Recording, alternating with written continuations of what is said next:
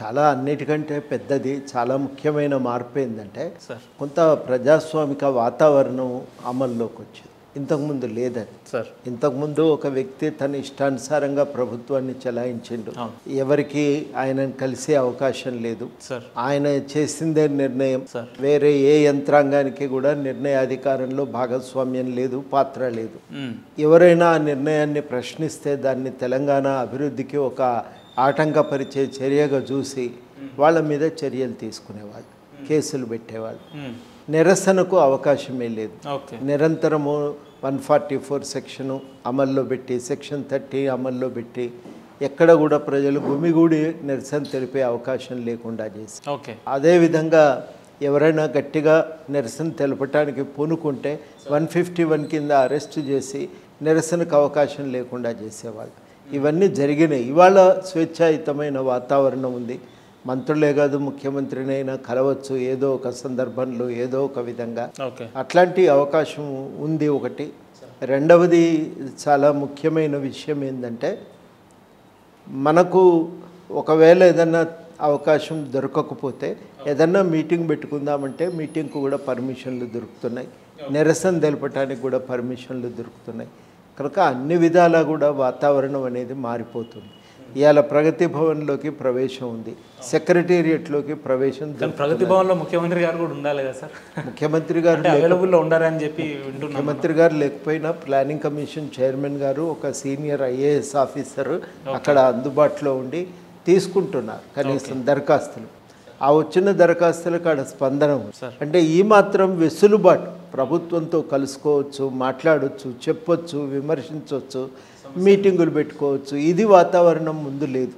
ఈ ప్రజాస్వామిక వాతావరణాన్ని పొందటమే కేసీఆర్ను ఓడించటం వెనుక ఉన్న ప్రధానమైనటువంటి లక్ష్యం. ఆ లక్ష్యం ఆ మేరకు నెరవేరిందని చెప్పి నేను భావిస్తాను. ప్రజలు కలలుగన్న సామాజిక తెలంగాణ ప్రజలకు కనిపిస్తుందా సార్? అంటే ఇప్పుడు 6 నెలల్లో అన్ని మార్పులు ఆర్థిక అభివృద్ధికి సంబంధించి మారుతాయని నేను అనుకోవటం లేదు. పాలనకు సంబంధించిన కీలకమైన మార్పులు అయితే జరిగినాయి కొంతవరకు. అది నా దృష్టిలో అది దాన్ని మనం అభినందించవలసిన విషయమే. మీరు అన్నట్టుగా ఈ అవకాశం అనేది సామాజిక తెలంగాణ సాధనకు తోడ్పడుతుంది. ప్రజలు తమ కష్టాలు సుఖాలు పోయి చెప్పుకుంటారు, మార్పుకో అవకాశం కలుగుతుంది. అది ఇవాళ అందరం కూడా ఎదురు చూస్తున్న ఒక మార్పు, అందరం కోరుకుంటున్నటువంటి ఒక మార్పు. సార్, బీఆర్ఎస్ పార్టీ అధికారం కోల్పోవడానికి, అలాగే కాంగ్రెస్ పార్టీ అధికారంలో రావడానికి జనసమితి యొక్క పాత్ర ఏంటంటే ఏం చెప్తారు సార్? మా పాత్ర చాలా కీలకంగా ఉంది. రాజకీయాల్లో ప్రభుత్వం చేసిన తప్పిదాలని ఎండగట్టడం, ఆ ప్రభుత్వము తప్పిదాలకు కారణాలను విశదీకరించి చెప్పటం, ఆ ప్రభుత్వం చేసిన తప్పిదాలకు ప్రత్యామ్నాయం ఏంటిదని ప్రజల ముందు పెట్టడం, ఇది చాలా విస్తృతంగా మేము కొనసాగించగలుగుతాం. ఎక్కడ ఏ సమస్య తలెత్తినా దానికి వెంటనే పరిష్కారం కోసం ప్రయత్నం చేసినాం. న్యాయంగా మీటింగులు పెట్టుకునే అవకాశం దొరకనప్పుడు కోర్టుకు పోయినాం. కోర్టులో అనవసరం అనుకున్నప్పుడు విస్తృతంగా ప్రజలందరినీ కదిలించే ప్రయత్నం చేసినాం. ఇవన్నీ కూడా జరిగినాయి ప్రయత్నాలు, జరగలేదని కాదు. ఇన్ని రకాలుగా ప్రయత్నాలు జరిగినప్పుడు మనం చాలా సహజంగానే మనం ఆ రోజు మా పాత్ర ఏందనే విషయం మీదుగా అనుమానం ఏమీ అవసరం లేదు. చాలా కీలకంగా ఎజెండాను నిర్ధారించే ప్రయత్నం చేసినాం. రాజకీయ ఎజెండా చాలా కీలకమైన అంశాలు ఇవాళ ఎజెండా మీద ఉన్నాయి అంటే దాంట్లో తెలంగాణ జనసమితి పాత్ర ఉంది. అవి మిగిలినవి అంటే తెలంగాణ జనసమితి పాత్ర ఉంది. ఎన్నికల్లో కూడా చర్చ వాటి చుట్టే తిరిగింది. చాలా అంశాలు, ఇక 1, 2 అని కాదు, అది నిర్వాసితుల దగ్గర నుంచి మొదలుకుంటే నిరుద్యోగుల దాకా అనేక సమస్యల మీద నిరంతరం ఒక కార్యాచరణతో నిరంతరం ఒక కృషి కొనసాగించినాం. అట్లా మేము ఒక పాత్ర ఎజెండాను ప్రభావితం చేయగలిగినాం. ఇక ఎన్నికల ప్రక్రియను మేము ఆశించిన స్థాయిలో మార్పు చేయటం మా వల్ల కాలేదు, అది సమయం పడుతుంది. అటువంటి మార్పు కోసం ప్రయత్నం కొనసాగుతూ ఉంటుంది. ఇవాళ ఉన్నటువంటి ఈ రాజకీయ వాతావరణంలో మేము ప్రత్యక్షంగా గెలవలేము అనుకున్నప్పుడు మేము ప్రధానంగా ఈ ప్రయత్నాల చుట్టూ మీదనే దృష్టి పెట్టినాం. ఈ ప్రయత్నాల మీద దృష్టి పెట్టి ఎజెండాను ప్రభావితం చేసే ప్రయత్నం, పాలనా రంగంలో సంస్కరణల కోసం ప్రయత్నం, ఇవి మేము ప్రభావితం చేయగలిగినామని మాకు సంతృప్తి, కొంత నమ్మకం ఉన్నాయి. సార్, ఇప్పుడు కాంగ్రెస్ పార్టీ వచ్చి 5-6 నెలలు అవుతుంది కదా, రాష్ట్రంలో ప్రధానమైన ఒక చర్చ ఏంటంటే ఒకానొక సందర్భంలో జేఏసీని ఉద్యమాన్ని ఇంత ముందుకు నడిపించిన నాయకుడి యొక్క పాత్ర ఏంది రాబోయే రోజుల్లో, ఇతని ఎటువంటి సముచిత స్థానం కల్పిస్తారు అని చెప్పేసి ఒక ప్రధానమైన ప్రశ్నార్థకంగా ఒక చర్చ నడుస్తుంది సార్. నిన్నటి వరకు ఎమ్మెల్సీ ఇస్తారని చెప్పారు, సరే అది వేరే విషయం. ఇప్పుడు కోదండరామ్ సార్కి రాబోయే రోజుల్లో ఎటువంటి గౌరవం దక్కబోతుంది కాంగ్రెస్ పార్టీలో అంటే ఏం చెప్తారు మీరు? ఏ పాత్ర కల్పించాలనే నిర్ణయం వాళ్ళకుంది. ఏదో ఒక భాగస్వామ్యం తీసుకోగలిగితే మనం ఆశించిన మార్పుల కోసం మనం కూడా ఒక కృషి చేయొచ్చు అనే అభిప్రాయం మాలో ఉంది. కాబట్టి రెండింటిని దృష్టిలో పెట్టుకొని మేము మా ప్రయత్నం మేము చేస్తూనే ఉన్నాం. కేవలం ఇది నిర్ణయం వరకే ఉండిపోతుందా, దీన్ని అమలు చేసే రాబోయే రోజుల్లో అమలు చేసే కార్యాచరణ కూడా ఉండబోతుందా కాంగ్రెస్ పార్టీ దగ్గర? అంటే చెయ్యాలనేది అయితే సంకల్పం అయితే కనబడుతున్నది. కలిసినప్పుడు మాట్లాడినప్పుడు వాళ్ళు కొన్ని హామీలు ఇస్తున్నారు. చెప్పిన పద్ధతి కానీ వాళ్ళు దానికి అవన్నీ చూసినప్పుడు మనకు నమ్మకం అయితే కుదురు. సార్ మీరేమనుకోనంటే మీతో మీ ప్రధాన అంచనలే నిన్న మీ ఇంటర్వ్యూకి వెళ్తున్నాం అని అంటే ఏంటి సార్ పరిస్థితి అంటే వాళ్ళ ఆవేదన మనోవేదన ఒక మాట అన్నారు. ఏంటంటే కాంగ్రెస్ పార్టీలో సార్ ఎదుగుదలని సొంత నాయకులే ఆపుతున్నారు కాంగ్రెస్ పార్టీలో అని చెప్పి వాళ్ళు కొంచెం మనోవేదనకు గురవుతూ ఉన్నారు. ఎంతవరకు వాస్తవం సార్ ఇది? అది ఏం జరుగుతుందో అంతర్గత విషయాలు తెలియనప్పుడు మాట్లాడకూడదు ఎప్పుడు కూడా. సార్ నేను ఏదైతే రూఢీగా తెలుసుకుంటానో దానిపైనే మాట్లాడతాను. సరే, ఎందుకు ఈ మాట అనాల్సి వచ్చిందంటే గతంలో మీరు ఎమ్మెల్సీగా పోటీ చేసినప్పుడు మీకు ప్రత్యర్థి కాంగ్రెస్ పార్టీ అప్పుడు పెట్టిన సందర్భాలు మనం చూసినాం. ఇప్పుడు కూడా ఎమ్మెల్సీ ఇస్తారని చెప్పి మళ్ళీ సొంత నాయకులే కోర్టులో కేసేసారని కూడా కొంత వాదనలు వింటా ఉన్నాం. ఎంతవరకు వాస్తవం? సొంత నాయకులు ఎవరు కోర్టుకు పోలే కదా. ఓకే, బీఆర్ఎస్ పార్టీ నాయకులు కోర్టు ఎందుకంటారు సార్? మీకు పదవులు ఇస్తే వాళ్ళకు వచ్చే ఇబ్బంది ఏముంటుంది? ఏమి ఇబ్బంది, వాళ్ళ అవసరం ఉంది కొంత భాగం ఏంటంటే వాళ్ళ వ్యవహార శైలి మీద మేము గట్టిగా కొట్లాడిన వాళ్ళం కాబట్టి చాలా విషయాలు తెలుసు. మేము రాజకీయాల్లో గట్టిగా ఎదిగితే నిలబడితే తప్పకుండా చాలా విషయాలు గట్టిగా చెప్పగలుగుతాం. అవన్నీ కూడా వాళ్ళకి ఇష్టం ఉండదు కదా. ఓకే, సహజంగానే ఇష్టం ఉండదు, అందుకని ఇబ్బంది పడతారు.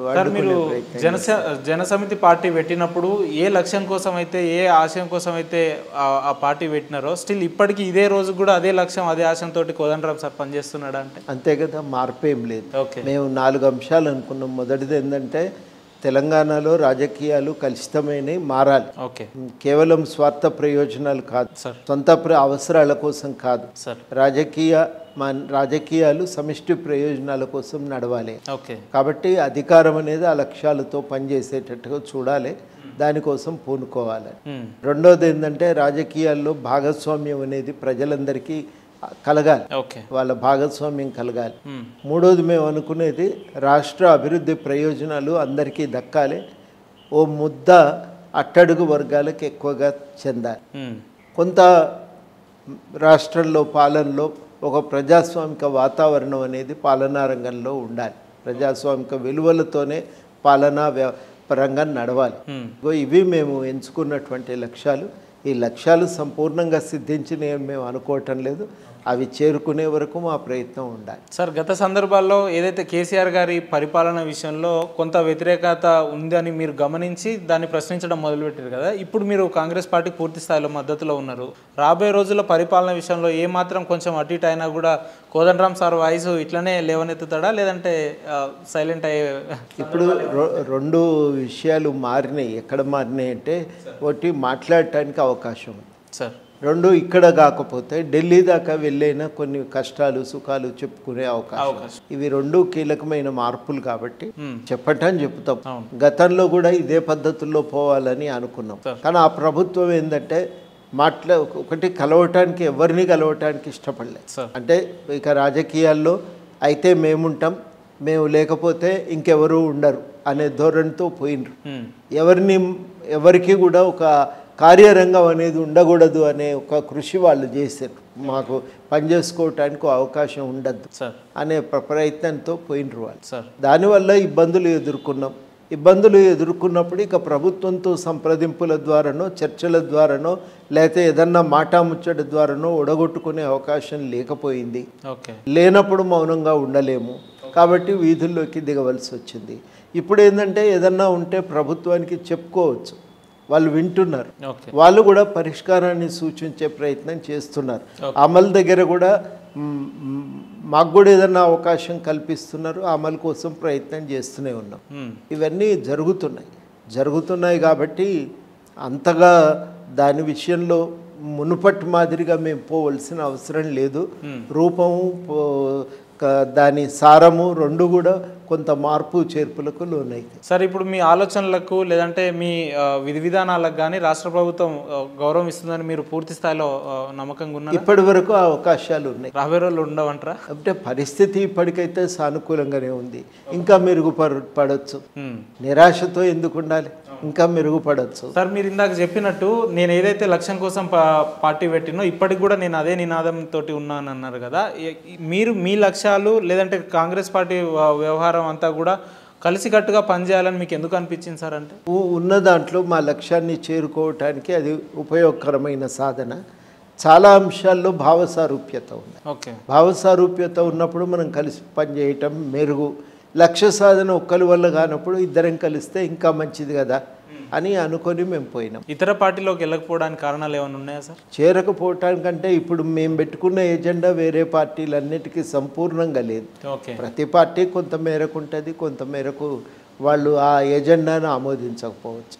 అందుకని మేము మా ఎజెండా మేము కొనసాగిస్తూ మా కార్యాచరణను మేము ముందుకు తీసుకొని వెళ్ళాలని. సార్, మనం ఇదివరకే జరిగిన పార్లమెంట్ ఎన్నికల్లో మనం చూసుకున్నట్టే కాంగ్రెస్కి 8 సీట్లు, బీఆర్ఎస్కి మన బీజేపీకి 8 సీట్లు రావడం జరిగింది. కానీ ఇటు when it comes to BRS ఒకటి కూడా గెలవలేదు. అవును, దీని మీద మీ రియాక్షన్ ఏంటి సార్? ఒకటేందంటే బీఆర్ఎస్ తనకంటూ ఏ పార్టీ అయినా ఒక సామాజిక పునాదిని నిర్మించు సార్. బీఆర్ఎస్ ఏంటంటే ఇంకెవరు అవసరం లేదు, మేము ఉన్నాము, మా డబ్బులు ఉన్నాయి, మేము దాంతో రాజకీయాలు నడుపుతాం అనే ఆలోచనతో పోయింది సార్. ఒక పార్టీ యంత్రాంగాన్ని నిర్మించుకొని ఆ యంత్రాంగం ద్వారా సమాజంలో ఒక పాత్ర పోషిద్దామనే ఆలోచన వాళ్ళకు లేదు సార్. ఇక అక్కడ కార్యకర్తలు ఏంటంటే ఏదన్నా పని అప్పజెప్పినప్పుడు చేసే కాంట్రాక్టు లేబరే తప్ప కానీ, అవుట్ సోర్సింగ్ వ్యక్తులే తప్ప కానీ అందులో ఇంకెవరికి ప్రత్యక్ష పాత్ర భాగస్వామ్యం అనేది లేదు.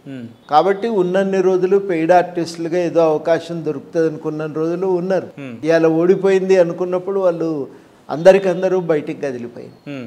బయట లేరిగా వాళ్ళు ఎక్కడ పని దొరికితే అక్కడికి పోతారు. ఎక్కడ ఏ సమావేశాల్లో చూసుకున్నా రాబోయే రోజుల్లో అధికారం మాదే, ఒక సంవత్సరానికో లేదంటే 6 నెలలకో మళ్ళీ గోడకు బంతేస్తే ఎంత స్పీడ్గా వస్తుందో మేము అంత స్పీడ్గా అధికారంలోకి వస్తామని ఈ రకమైన కామెంటరీని మీరు ఎట్లా చూస్తారు? ఆ మాట అనకపోతే పార్టీ ఆ మాత్రం కూడా బతకదు కదా. ఓకే, అందుకోసమే అంటున్నాను. 20 మంది ఎమ్మెల్యేలు మాతో టచ్లో ఉన్నారు కాంగ్రెస్ వాళ్ళని చెప్పి, లేదంటే నెక్స్ట్ రాబోతున్నారని చెప్పి కూడా మాట్లాడుతున్నారు. అది పెద్ద ఆశ్చర్యం కలిగించే విషయం ఏం కాదు. ఓకే, అది ఏముందండి అందులో పెద్ద ఆశ్చర్యం? వాళ్ళకి ఎక్కడ పనుల కోసం ఉంటున్నారు, పనులు కావనుకున్నప్పుడు అది వదిలిపెడతారు, ఇంకో పార్టీకి పోతారు. అది పెద్ద అదే కదా బీఆర్ఎస్ నిర్మించిన రాజకీయాలే అవి.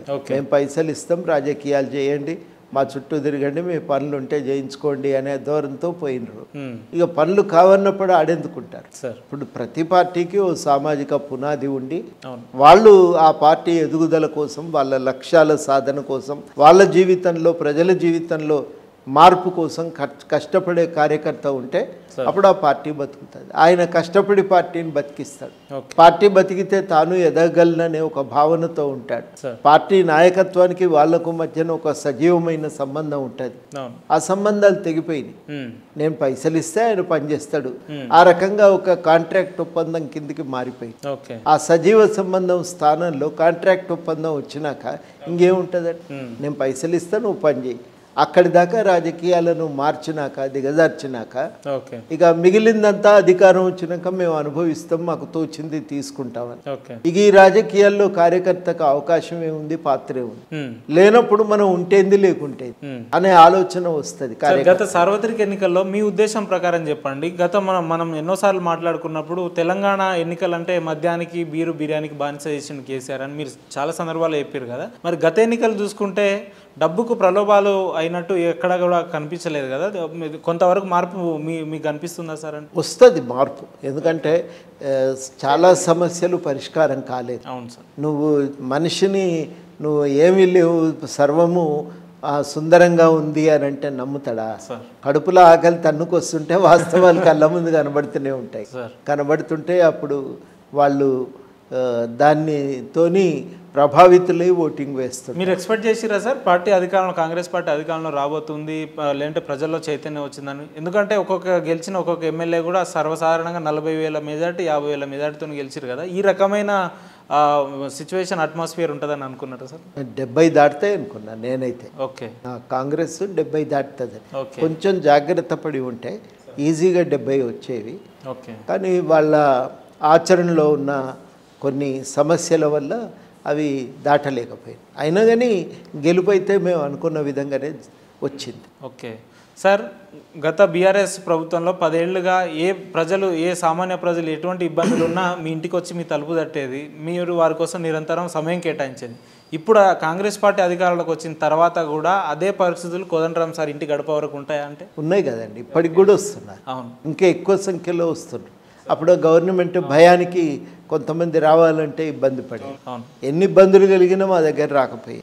కనుక అనివార్యత వచ్చినప్పుడు మాత్రమే మా దగ్గరికి వచ్చేది. ఇవాళ అట్లా లేదు.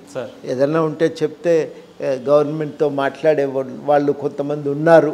గవర్నమెంట్ కూడా వాళ్ళు చెప్తే వింటది అనే నమ్మకం వల్ల వస్తున్నారు, ఇంకెక్కువనే వస్తున్నారు. సార్ నాకు తెలిసినప్పటి నుండి ఒక 15-16 ఏళ్ళుగా అనేకమైన ప్రలోభాలు, అనేకమైన ఇబ్బందులు సైతం తట్టుకొని ఒక ప్రొఫెసర్గా ఉన్న మీరు ఒక ఉద్యమాన్ని మీ భుజాల మీద నడిపించినటువంటి వ్యక్తిగా ఎందుకు సార్ మీరు జనరల్గా ఒక రాజకీయ నాయకుడు అంటే సంపాదించుకోవాలి, సంపాదించింది దాచుకోవాలి అనే ఒక కాన్సెప్ట్లో చాలామంది ఇప్పుడున్న సమాజంలో ఉన్నారని మాట్లాడతారు. కానీ సార్కి ఎందుకు కొంతవరకన్నా డబ్బు సంపాదించుకోవాలి లేదంటే అది దాచుకోవాలనే ఆలోచన ఇప్పటివరకు ఎందుకు రాలేదని చాలామంది మాట్లాడుతుంటారు సార్? 2 కారణాలు ఏంటంటే, మేము విద్యార్థి ఉద్యమాల నుంచి వచ్చినాం కాబట్టి ఒక ఆదర్శం అనేది అప్పుడు మమ్మల్ని నిలబెట్టి ప్రజాస్వామ్యం బలపడాలి, దేశంలో ప్రజలందరికీ సమాన అవకాశాలు దక్కాలి అనే లక్ష్యంతో మేము పనిచేసాం. అటు తర్వాత బయటకు వచ్చిన తర్వాత ఆ యొక్క స్ఫూర్తితోనే పౌరకుల సంఘంలో చేరి పనిచేసినాం. కాబట్టి ఈ రకమైన రాజకీయ పరంపరలో ఎదిగినటువంటి వాళ్ళం కాబట్టి మనం ఒక నియమం కోసం, ఒక సిద్ధాంతం కోసం కట్టుబడి పనిచేయాలి తప్ప సొంత అవసరాల కోసం కాదు. అట్లా అనుకుంటే ఈ రాజకీయాలు వదిలిపెట్టి వ్యాపారం ఇంకొకటో చేసుకోవటం మేలు. కానీ రాజకీయాలు అనేవి ప్రజా జీవితాన్ని బాగు చేయటానికి, సంక్షేమాన్ని విస్తరించటానికి, తర్వాత జీవన ప్రమాణాలను పెంచడానికి ఉపయోగపడాలి. ఆ లక్ష్యం కోసమే మనం పనిచేయగలిగితేనే దేశం అభివృద్ధి చెందుతుంది, ప్రజలందరికీ దాంట్లో వాటా దక్కుతుంది అని చెప్పి మేము నమ్మి పనిచేసినాం. అందుకనే ఇంకొక రాజకీయంకు పోవాలంటే మనసు ఒప్పదు. అయితే వదిలేసి పోవటం, మన బతుకు మనం బతకటం. ఒకవేళ ఉండవలసి ఉంటే మనం ఈ పద్ధతుల్లోనే ఉండాలని నిర్ణయం తీసుకొని, కష్టమే అది, కానీ ఆ నిర్ణయం తీసుకొని ఆ పద్ధతి ప్రకారమే మరి ఇవాళ జీవితం కొనసాగిస్తాం. సార్, ప్రజా సమస్యల మీద ఉద్యమాలు చేస్తున్న సమయంలో ఎన్నటికన్నా ఏ ఒక్క సందర్భాలను అనిపించలేదా సార్? ఎందుకు ఈ రాజకీయాలు, లేదంటే ఎందుకు ఈ కొట్లాటలు, మన బతికేదో మనం బతుకుదాం అనే అటువంటి సందర్భాలు ఏమైనా అనిపించినాయి సార్? కూర్చోలేము సార్. అప్పుడప్పుడు మా ఇంట్లోనే జోకులు వేస్తారు సార్. ఏదో ఒక సమస్య ఉంటేనే వీళ్ళకు తృప్తి, లేకపోతే లేదు అని. ఇట్లా ఏదో ఒక సమస్య మీద లేవనెత్తటం, పనిచేయటం, మౌనంగా ఉండలేకపోవటం, ఇట్లా జరుగుతున్నప్పుడు మనం ఎట్లా మౌనంగా ఉంటాం? ఇది కరెక్ట్ కాదు కదా, ఏదో ఒకటి చెయ్యాలి కదా అని ప్రతి సమయంలో ఆ రకంగా ఆలోచించి ఓ పని నెత్తినేసుకొని తిరుగుతూనే ఉన్నాం. సార్, ఇందాక మీరు చెప్తున్నట్టు కొంతమంది మీ ఫాలోవర్స్ కావచ్చు, మీ అనుకూలస్తులు వీళ్ళందరూ మాట్లాడుతూ కోదండరాం సార్కి మంత్రి పదవి వస్తేనే బాగుంటుంది, గత ప్రభుత్వంలో సమస్యల మీద ఇంతగానో కొట్లాడిన వ్యక్తి, అవగాహన ఉన్న వ్యక్తి, ఆచరణ తెలిసినటువంటి వ్యక్తి మంత్రి పదవి ఇస్తే బాగుంటుంది అని చెప్పేసి మాట్లాడుతున్నాం. ఒకవేళ పార్టీ మిమ్మల్ని పిలిచి ఆఫర్ ఇస్తే కనుక చేయడానికి సిద్ధంగా ఉన్నారా సార్? ఏ బాధ్యత ఇచ్చినా ఈసారి తిరస్కరించొద్దు అని పార్టీగా మాతో మాట్లాడి కార్యకర్తలు కానీ లేకపోతే బయట ప్రజలు కానీ మా దగ్గరికి ఏదన్నా సమస్యలు చెప్పుకోవటానికి వచ్చేవాళ్ళు కానీ మీరుంటేనే మాకు లాభము అనే మాట వాళ్ళు కూడా చెప్పటం. ఈసారి మీరు కాదనొద్దు, మీరు ఉండాలి, ఒప్పుకోవాలి, చెయ్యాలి అనే మాట వాళ్ళు కూడా చెప్పటం. మొత్తానికి మేమేమనుకున్నామంటే ఒక విధానాల రూపకల్పనలో, అమలులో మొత్తానికి పాలనా యంత్రాంగంలో ఒక భాగస్వామ్యం మనకు అవసరము, ఉపయోగము. మనం ఏవో ఇంతకాలం చేస్తున్న పనులు మరింత సమర్థవంతంగా చేయొచ్చు, ప్రజల సమస్యల పరిష్కారానికి మనం ఏదన్నా మన కృషిని కొనసాగించవచ్చు అని అనుకుంటున్నాం. ఆ మేరకు మేము దానికి భాగస్వామ్యం ఏ రూపంలో దొరికినా మంచిదే తీసుకుందామనే అభిప్రాయానికి వచ్చినాం, చెప్పినాం కూడా ఆ మాట ప్రభుత్వానికి. సార్ మీరు కాంగ్రెస్ పార్టీకి మద్దతు ఇచ్చే సమయంలో మీకు ఒక ఎమ్మెల్సీ లేదంటే మీ నాయకత్వానికి మీ సెకండ్ క్యాడర్ నాయకత్వానికి ఒక 10 కార్పొరేషన్ చైర్మన్లు లేదంటే జిల్లా స్థాయిలో కూడా పదవులు ఇస్తామని చెప్పి అన్నారని చెప్పారు. ఆ కార్యాచరణ ఇప్పుడు ఎంతవరకు వచ్చింది సార్? ఎందుకంటే మీ పార్టీ నాయకులే మాట్లాడుతూ ఉన్నారు. అవును, వాస్తవమే, 2 రావాల్సి ఉంది ఎమ్మెల్సీలు. ఇంకా వాటిపైన ప్రభుత్వం నుంచి నిర్ణయం రాలేదు. అదే మా పార్టీ వాళ్ళు కూడా కొంత అసంతృప్తి. అది ఎందుకు డిలే అవుతుంది అంటున్నా నేను కూడా.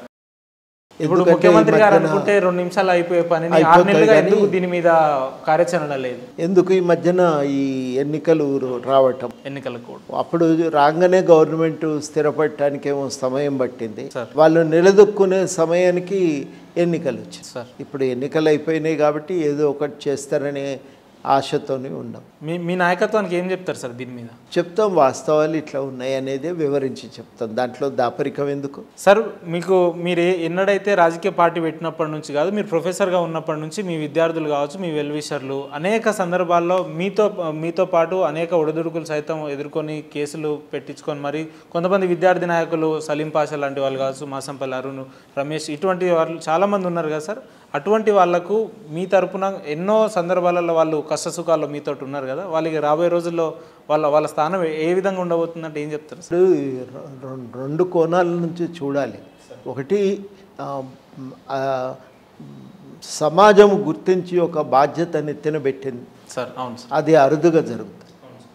అది నా దృష్టిలో ఒక గొప్ప విజయం, మనం జీవితంలో సాధించిన విజయం. మొదటి విజయం. ఎక్కడైనా పోతే వచ్చి ఫోటో దిగి మీరు ఇట్లుండాలి, అట్లుండాలి, ఈ పని చేయాలి, ఆ పని చేయాలని చెప్తున్నారంటేనే అదే మొదటి సమాజం ఒక బాధ్యత మన నెత్తిన పెట్టింది. ఈ అన్ని పదవుల కంటే అది గొప్ప పదవి. ఆ విజయము చాలామంది మా కార్యకర్తలు సాధించారు. అందరూ అనను కానీ చాలామంది సాధించారు. ఒక విజయం అయితే సాధించడం కాబట్టి ఇంకో విజయం అనేది పెద్ద ముఖ్యమైనది అయినా ఈ మొదటి విజయం కంటే గొప్పదైతే కాదు కదా. కాదు కాబట్టి తప్పనిసరిగా రెండోది కూడా మన బాధ్యతగా మనం సరిగ్గా నిర్వర్తించగలిగితే సమాజం మనకు అప్పచెప్పిన పని రెండోది కూడా వరిస్తుంది. అది పెద్ద కష్టమైన పని కాదు. నేను ఎవరికైనా అదే మాట చెప్తాను. ఈ గుర్తింపు ఎవరికి దొరుకుతుంది? అరుదుగా దొరికే గుర్తింపు ఇది. మనం ఏమీ కాదు కానీ చాలా విషయాల్లో మనం అందరికంటే ఒక ప్రధాన స్థానం పొందగలిగాం. మా వాళ్ళ దగ్గర ఉన్నది ఏంటంటే ఈ పని విధానం మేము ఎంచుకున్న దాని కృషి వల్ల అందరికీ కూడా సబ్జెక్టు పైన అవగాహన ఉంది. సమాజంలో ఒక పాత్ర పోషించగలుగుతున్నారు, ఒక గౌరవాన్ని పొందిండ్రు. అది సంతృప్తినిచ్చే విషయం. ఒక సంతృప్తి ఉంది ఒక విషయంలో.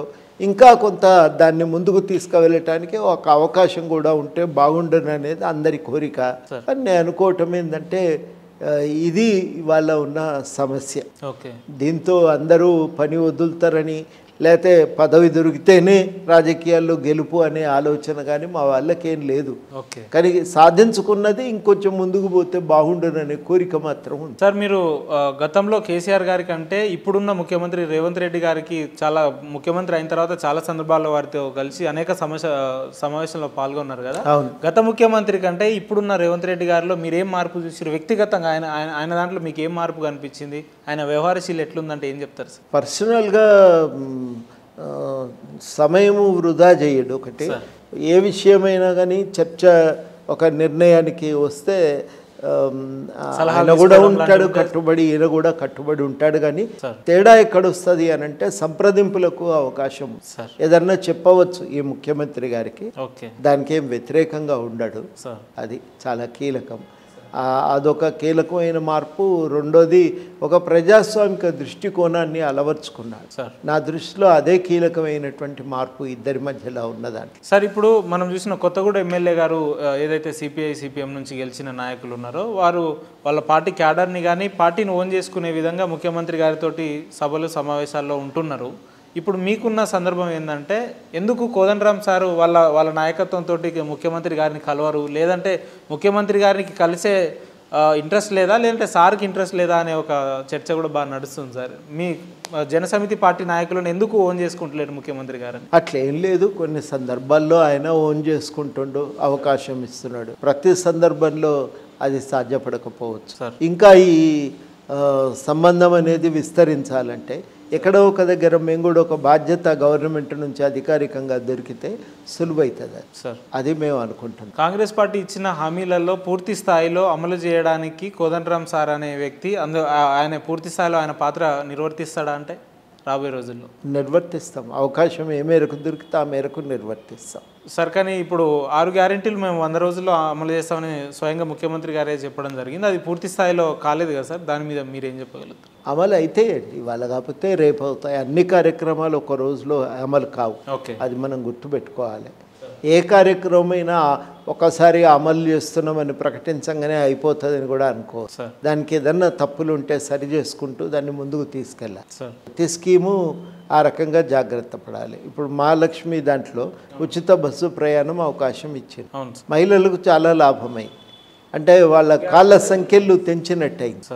మనకు ఆ చిన్నప్పుడు ప్రాథమిక పాఠశాలలో ఉన్నప్పుడు పాట వినేది కదా, మా అన్న వచ్చిండు మంపుతారా అని అడుగుతుంది, తండ్రిని అడుగుతుంది, మామని అడుగుతుంది, అత్తని అడుగుతుంది, అందరిని అడిగి లాస్ట్కు భర్త దగ్గరికి పోయి భర్తను అడిగితే కానీ బయటికి పోవటానికి అవకాశం కుదరదు.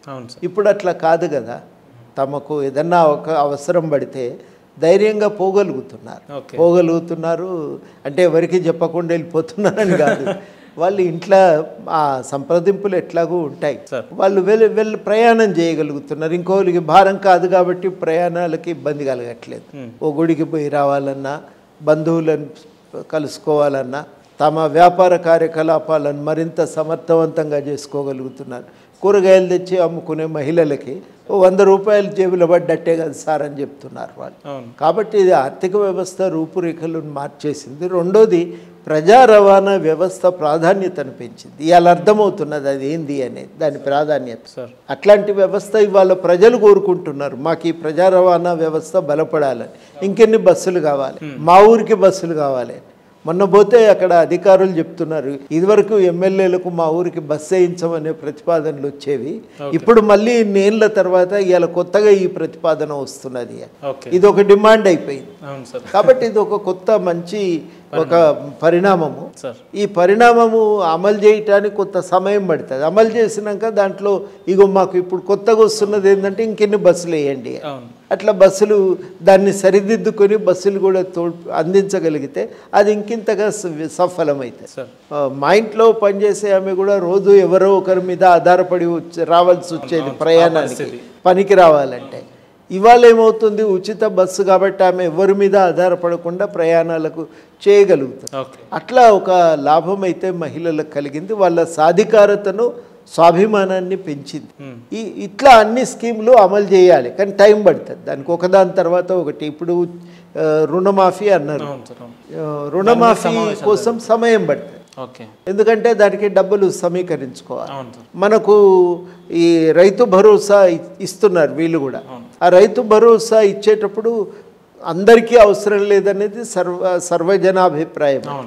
మరి వాళ్ళందరికీ అవసరం లేదంటే ఏ వర్గాలకు పరిమితం చేయాలని దగ్గర ఏకాభిప్రాయం సాధించాలి. ఆ ఏకాభిప్రాయం కరెక్ట్, అది మా అభిప్రాయం చేయగలిగితే ఆ స్కీమ్ ఇంకింత బాగా అమలు అవుతుంది. దానికి కొంత సమయం పడుతుంది. ఇప్పటికి పాతది కంటిన్యూ అవుతున్నా కొత్త రూపంగా అమలు చేయడానికి సమయం పడుతుంది. అది కొంత ఆలస్యం కావచ్చు, ఆ మార్పులు చేర్పులు కొంత సమయం పట్టదు. బట్ మొత్తం మీదనైతే అది చెయ్యాలనే పట్టుదల ఉంది. 6 గ్యారంటీలతో పాటు ప్రజాస్వామిక పాలన 7వ గ్యారంటీ అని, ఆ ప్రజాస్వామిక పాలన సాధించాలి. అది కూడా ఒక్క రోజుతో రాదా మార్పు, అది ఒక నిరంతర ప్రక్రియ. అందుకని ప్రతిదీ కూడా ఒక నిరంతర ప్రక్రియగా సాగుతూ ఉంటుంది. మొదలైంది ప్రక్రియ, అది కీలకం. అమలు చేయాలనే సంకల్పం ఉంది. అందుకనే డెడ్ లైన్లు పెడుతున్నారు, ఈ టైం కల్లా చేసే ప్రయత్నం చేస్తాము అని. దానివల్ల ఏమవుతుందంటే జనాలకు కూడా నమ్మకం ఉంది, అయితే ఇక ఇవాళ కాస్తే రేపు అన్నీ ఒకసారి ఎట్లయితే అనేది వాళ్ళకు కూడా ఒక అభిప్రాయం కలిగింది. కాబట్టి ఇప్పటి వరకు నా దృష్టిలో అయితే పురోగతి బాగానే ఉంది.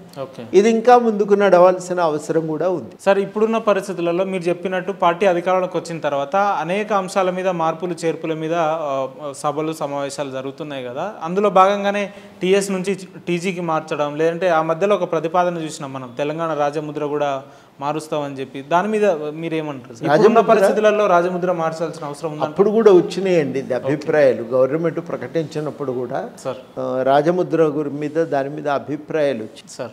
అమరవీళ్ళ స్తూపం ఉంటే బాగుండేది అని. ఇట్లాంటివి వచ్చినాయి. అట్లాగే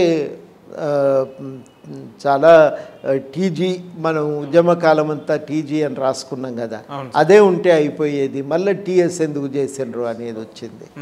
అట్లా ఉంది. జయ జయ హే తెలంగాణ రాష్ట్రగీతం అయితే బాగుండేదని రాష్ట్రగీతంగా దాన్ని మార్చుకున్నాం ఇవాళ. ఇవి అన్నీ కూడా పాత డిమాండ్లే, కొత్తవి ఏం లేదు. తెలంగాణ తల్లి విగ్రహాన్ని అప్పుడు ఆమోదించుకున్నప్పుడు మనకు ఉండాలి నిజమే, కానీ తెలంగాణ అవ్వలాగా ఉండాలి అనేది చాలామంది ఒక కోరికను వ్యక్తం చేశారు. ఈ కొత్తగా చెప్తున్నవి ఏం కావు, ఇవన్నీ ప్రజల నుంచి వచ్చినవే, ముందు ఉన్నాయే. అయిగా అందులో రేవంత్ రెడ్డి గారికి కొంత కళారంగంతో పరిచయం ఉండటం వల్ల ఆయన ఈ ప్రజల్లో ఉన్నటువంటి అభిప్రాయాలను పసిగట్టి దాన్ని అమలు చేయటానికి కొంత వేగంగానే ఆయన కదులుతున్నాడు. రైట్ సార్, కాంగ్రెస్ పార్టీ ఈ 6 నెలల పాలన మీద కావచ్చు, ఇంతటి విజయాన్ని అందించిన రాష్ట్ర ప్రజలను ఉద్దేశించి మా ఛానల్ తరపున మంచి సందేశం ఇవ్వాలి రాష్ట్ర ప్రజలకు కోదండరాం సార్ అంటే ఏం చెప్పగలుగుతారు? ప్రజలకు నేను చెప్పేది ఒకటే, ఎప్పుడు మనం జాగ్రత్తగా ఉండాలి. ప్రజలు జాగ్రత్తగా ఉంటే ప్రభుత్వాలు బాగా పనిచేస్తాయి. మనం ఆదమర్చి ఉంటే ప్రభుత్వాలు పని విధానం కూడా అంత మనం ఆశించినట్టుగా ఉండదు.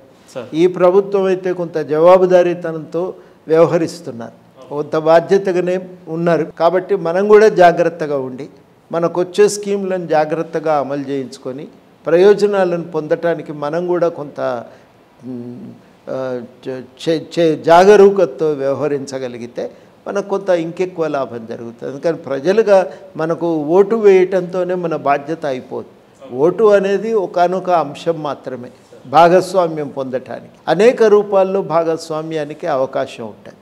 ఆ అన్ని అవకాశాలను మనం ఉపయోగించుకోవాలి. స్కూల్ కమిటీలో ఉంటాం, దేంట్లో ఉండం, గ్రామసభ జరుగుతుంది, గ్రామసభలో మనం పాల్గొంటాం.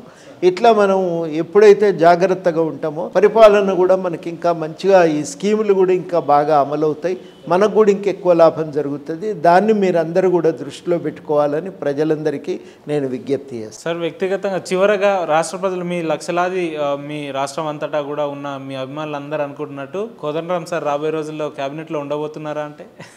ఇప్పుడు వాళ్ళ కోరికను నేనేమి కాదని అంటలేను, ఉండే అవకాశం వస్తే మీరు ఒప్పుకోవాలి. ఓకే, అంటే క్యాబినెట్ అనే కాదు, ఏ రకంగా పాలనలో పాత్ర ఉండే అవకాశం దొరికినా మీరు ఒప్పుకోవాలి. దాన్ని నేను స్వీకరిస్తాను. ఓకే, ఇంకా మరి అది ఎట్లా అమలు అవుతుంది అనేది ప్రభుత్వ నిర్ణయాల మీద ఆధారపడి ఉంటాయి. రైట్ సార్, ఇంత బిజీ షెడ్యూల్లో కూడా మేము అడగంగానే మాతో సమయం పంచుకున్నందుకు మీకు ప్రత్యేక ధన్యవాదాలు sir. Thank you sir, thank you so much.